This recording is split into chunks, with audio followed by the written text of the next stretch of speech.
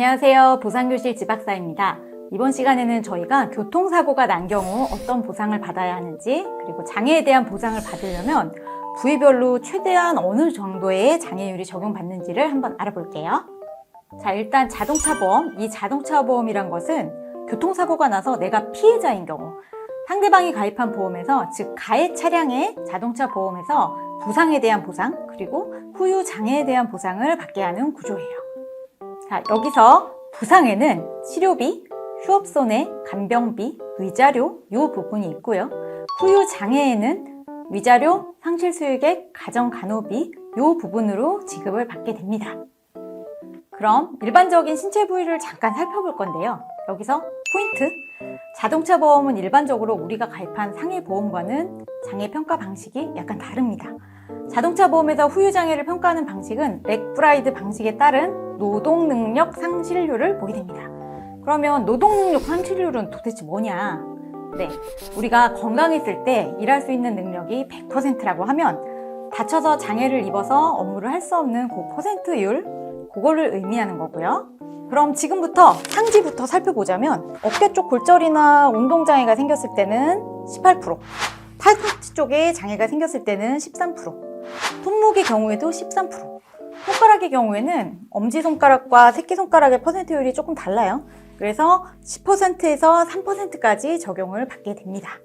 그리고 하지의 부분을 살펴보자면 저희가 3대 관절이 있는데 고관절은 12%에서 13%의 장애가 남습니다. 하지만 인공관절 치환술을 시행한 경우에는 영구적으로 고정된 장애로 보기 때문에 13%의 영구 장애가 남게 되고요.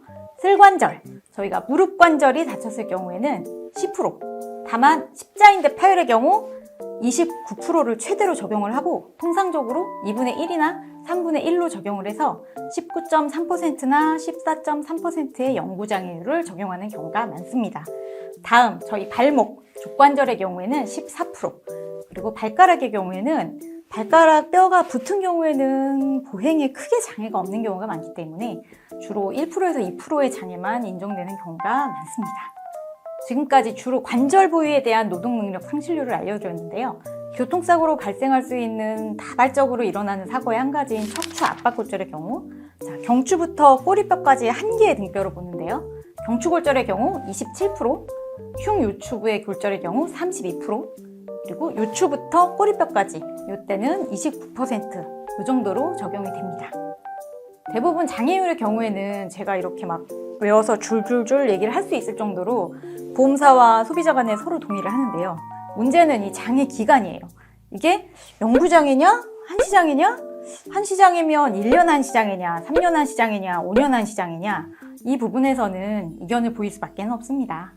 대부분 우리는 좀 더 길게 잡아주세요. 그리고 영구장애로 잡아주세요. 이 주장인 거고, 그러면 어때요? 보험사에서는 더 짧게 잡고 싶어하고 한시장애로 잡고 싶어 하겠죠. 지금 저희 듣고 계신 분들은 맥브라이드도 처음 듣는데 영구장애 한시장애는 또 뭐야? 이렇게 생각하실 수 있고, 그건 너무 당연해요. 근데 대부분 저희가 일반인이 이 부분을 제대로 알 수가 없잖아요. 교통사고가 난 것도 너무 생소하고, 내가 교통사고로 아픈 것도 생소한데 돈을 받자고 도대체 장애는 뭘 끊어야 되고 어떤 방식으로 요청을 해야 되는지 알 수 없잖아요.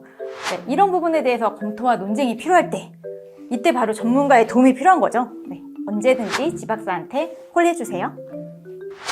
이번 시간에는 교통사고 시 후유장애율에 대해서 알아봤는데, 다음 시간에는 우리가 각자 가입하신 개인보험, 상해보험에서의 후유장애율에 대해서 팔다리, 허리, 머리 이 부분을 오늘처럼 알려드리도록 할게요. 네, 그럼 오늘도 좋은 하루 되세요.